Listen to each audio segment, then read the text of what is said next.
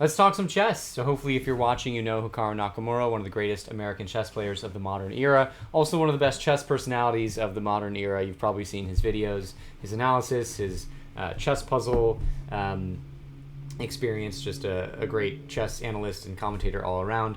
And also has some obviously amazing historical games. So this game was played in 2007 as part of the Casino de Barcelona. He's playing against Michal Krasenkow, who is also a GM. And I don't know if this is officially considered Hikaru's Immortal, but it certainly is close. So let's kick it off. Krasenkow plays knight to f3. Not a very common opening, of course, but Hikaru actually thrives in these sorts of situations.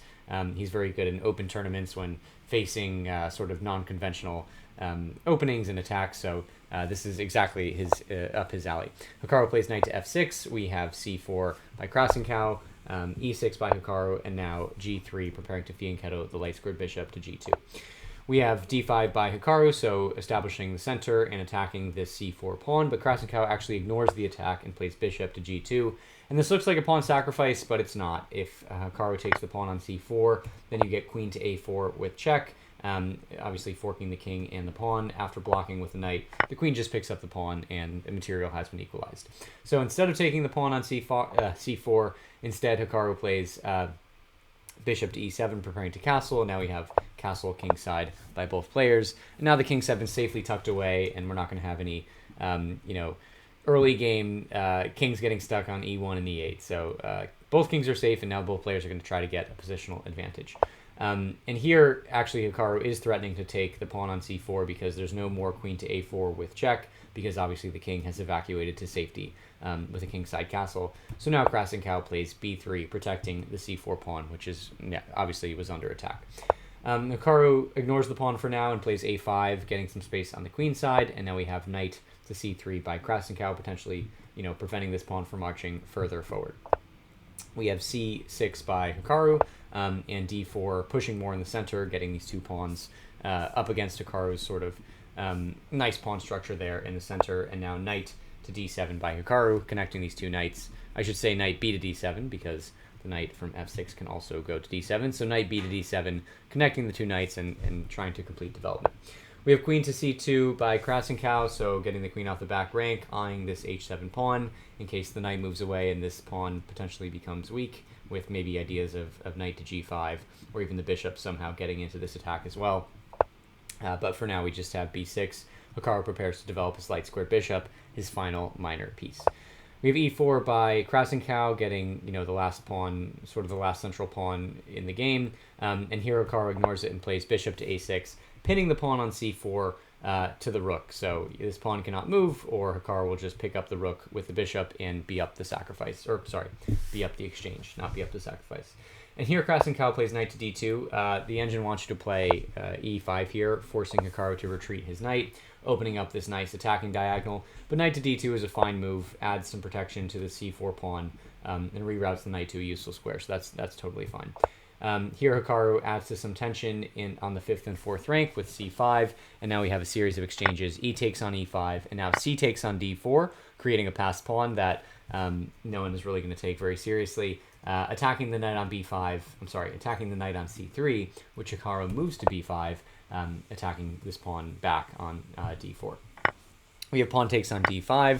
The knight removes the short-lived passed pawn on d4, and now rook to c8 by Hikaru, pinning this pawn on c4 to the queen. So Krasenkow cannot capture the pawn because then rook takes queen is very good for Hikaru. So instead he plays rook to e1, getting the rook on this wonderful open file and adding some pressure to the bishop on e7. Now the queen can no longer move away because the bishop would be hanging to the rook. We have b5 by Hikaru, so this pawn is pinned to the queen, so you want to attack it as much as possible. And here, for now, Krasenkow actually ignores it and fianchettos his bishop to b2. So now both bishops are nicely fianchettoed. And this is the start of an idea, getting the bishop on this useful diagonal, and we'll see that sort of come to fruition later on. So we have rook to e8 by Hikaru, challenging or implicitly challenging Krasenkow's rook on e1, fighting for supremacy of this e-file. And now queen to d1, just getting the queen out of the pin So now this pawn is free to move. So now the pin has been broken, and Hikaru releases the tension with b takes on c4. We have b takes on c4 again, and now queen to b6 by Hikaru, getting the queen on a very useful square, eyeing this knight on d4, but much more importantly, attacking the bishop on b2. And while it looks like the bishop is defended, there are a lot of pieces around it. It's actually not. None of these pieces are defending the bishop. So Krasenkow defends it with rook to b1 and sets sort of an idea in motion, puts the rook on the same file as the queen. Now, if this bishop moves away, you have a wonderful discovered attack of the rook on the queen, which obviously will be quite good. So nothing happens for now. We have d takes on c4 by Hikaru, getting rid of this the pawn and now creating a passed pawn of his own. And this pawn can be, there's a rook behind it, so it has some chances of really doing some damage. But for now, Krasenkow actually ignores that and launches the idea behind rook to b1. And here he plays knight to c6, which looks like a blatant knight sacrifice, but it's not, because don't forget about the bishop being carried on g2. It's protected by the bishop. And this is a very powerful knight, of course. It's deep in Hikaru's position. It's controlling all of these powerful squares. There's a double attack of the knight and the rook on the bishop, so if you don't address this, then you're just going to lose a piece. So Hikaru just takes the knight on c6 with the rook. And this, maybe this wasn't the idea, but this would actually be, if this was the whole idea, this would be better for Hikaru. So if just knight takes, if rook takes, bishop takes, then queen takes, Hikaru just gave up a rook for a bishop and a knight, which is totally fine. But that's not the idea. After rook takes, we don't have bishop takes. Instead, we have sort of the culmination of the idea that Krasenkow planted a couple of moves ago, and he plays bishop takes on f6. And of course, you've taken a knight here, so now you've given up a knight on c6, but you've gotten the knight back on f6. The bishop, of course, is hanging to two pieces, but what's important is that there's a discovery of the rook on the queen. So if I was playing this position, I would try to retreat my queen and get it out of the lane of this bishop, of this rook. But the problem is that you have two pieces hanging, right? You have the rook potentially, you have two pieces potentially hanging. You have the rook potentially hanging to the bishop on c6, and you also have the dark square bishop on e7 that's under a double attack of the rook and the bishop. And you can't defend both at once. So if the queen moves to d8 to try to protect this bishop, then you just get bishop takes on c6, and this is a much better position for white. The pieces are super active, and this is better. If you try to stay in front of this rook, I think, did I do this line? Whoa, that is not what I wanted to do. Where is what I wanted to do? Oh, sorry. C7? Yeah, C7. Yeah, that's what I wanted to do. Queen to C7, defending the rook. Then you just get rook takes on F7, and now this is much better, as we'll see. If you take back with the rook, then you get bishop takes on E7, and now this is just much better for white. You still have bishop attacking a rook on c6, and you don't want to lose the exchange. And just doing a quick material check, we have a bishop, a rook, and a knight for Hikaru, and a rook, knight, bishop, and a bishop for Krasenkow. So white is up a bishop and threatening to capture the rook on e6 and even win a further exchange. So basically, none of these ideas work. You can't defend these pieces with the queen, because then the position just falls apart, and that's what Krasenkow saw. What Krasenkow didn't see is Hikaru's move, which just totally is a crazy move and sends the game into full tilt. So see if you can take a moment and find that move while I give you a second.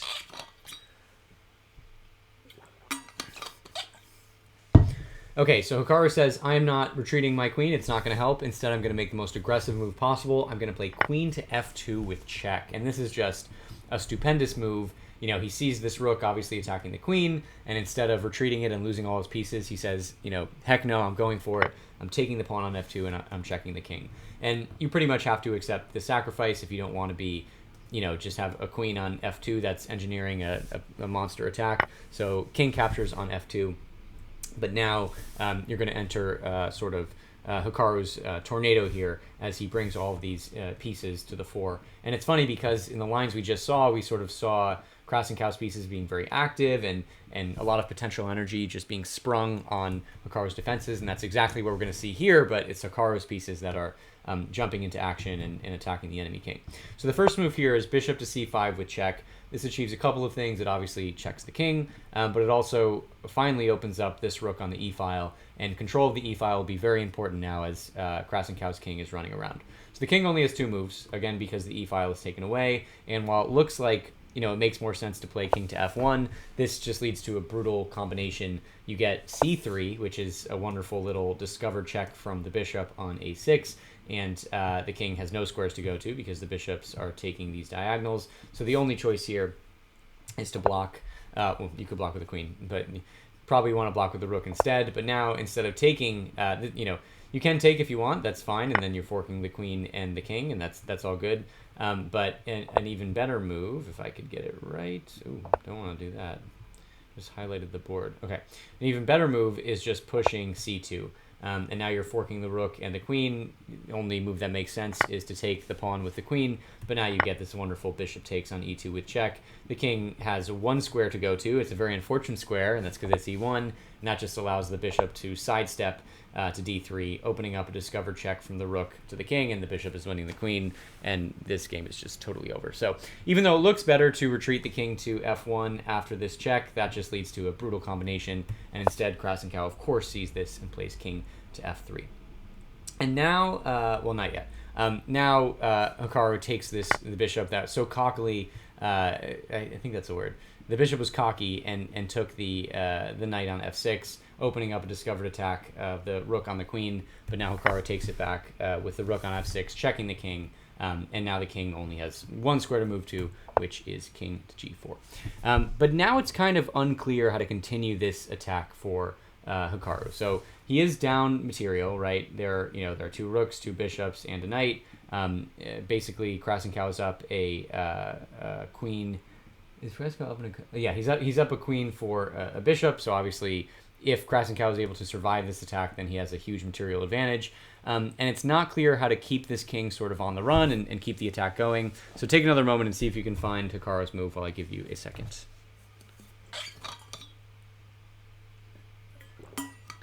Okay, so it's not h5, even though it looks like it draws the king more into the position. It's nothing to do with this rook. Instead, the proper move, which Hikaru, of course, found, is knight to e5 with check. And this is a surprising move because the knight looks like the knight can be taken by the rook on e5 and sort of stop the pressure and stem the bleeding, give up some material to stop the attack. But this doesn't work, and we'll see why it doesn't work. If the rook takes on e5, then you get bishop to c8. And this is a wonderful combination because just 2 moves ago, the knight was blocking this diagonal by sitting on d7, but now the knight is on e5. Sorry, now the knight's on e5.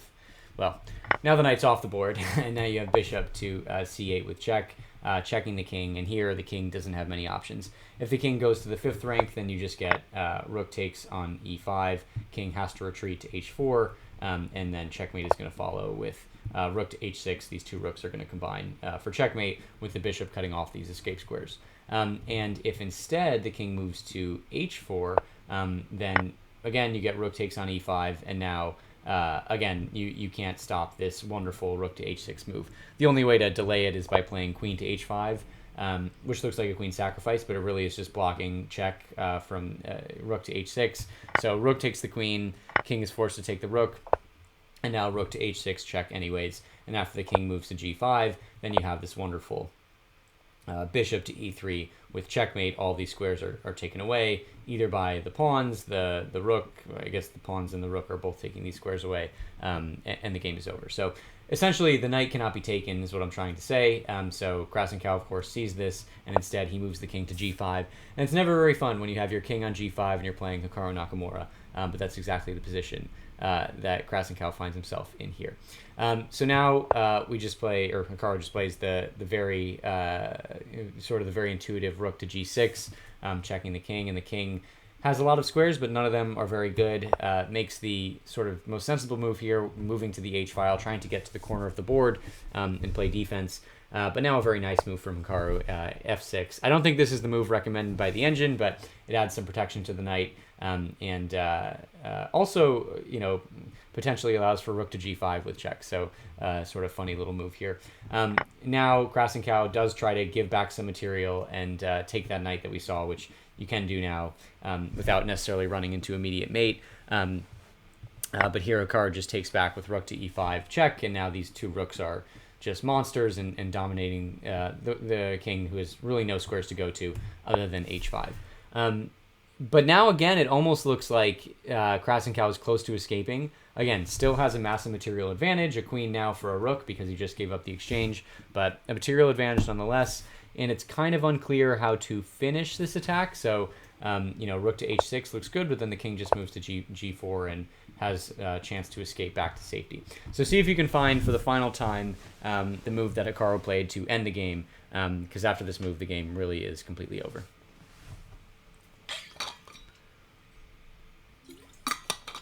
Okay, so it's not a rook move. It, in fact, is a move that we saw in another line. It's a bishop move. It is bishop to c8.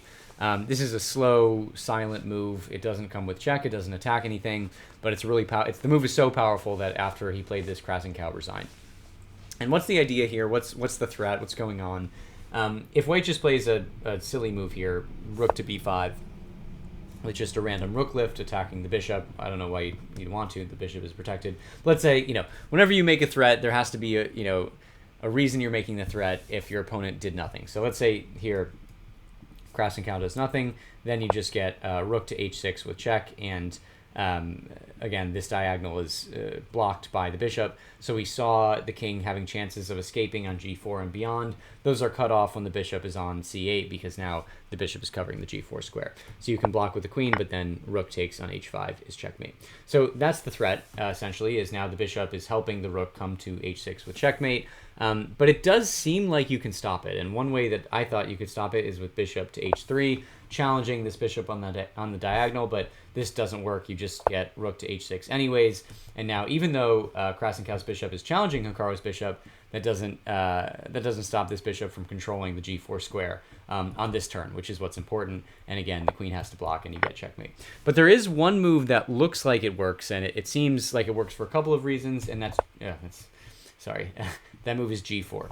And g4 looks like it works because it cuts off the bishop's control, and it gives the king an escape square to g3, where the king can potentially move away to safety. And it looks like the tide has turned here, and the sort of attack has been withstood. You don't have this rook to h6 check again because king to g3, and the king is almost home free, really. Although I guess the bishop is covering this diagonal, but you sort of get the idea. But that's not the idea. That's not sort of this line didn't happen, but I wish it happened because it's such a beautiful ending. The proper move here is the just beautiful bishop to f2 check. And it's not very often you see the white king being checked by a bishop on the second rank. This is an attack from the rear, and just a wonderful check infiltrating the position, and there's not much that the king can do here. The only move is moving to h3, and now you get the beautiful rook to h5 check. And this is actually checkmate. And what's nice about this position is that the bishop is taking away the g3 square. The rook is obviously checking the king, but the light squared bishop is doing work too because it's pinning the pawn to the king, and so the pawn cannot take the rook because it's obviously pinned by the bishop. So this obviously didn't happen on the board, but I wish it did because it's a beautiful final mating picture, and just caps off an incredible attacking game from Hikaru Nakamura. So thank you so much for watching. I hope you enjoyed it. Drop a like, drop subscribe. Let me know if there are other games you want to see from any players or any period. I'm happy to talk about them. Yeah, thanks again. We'll see you next time.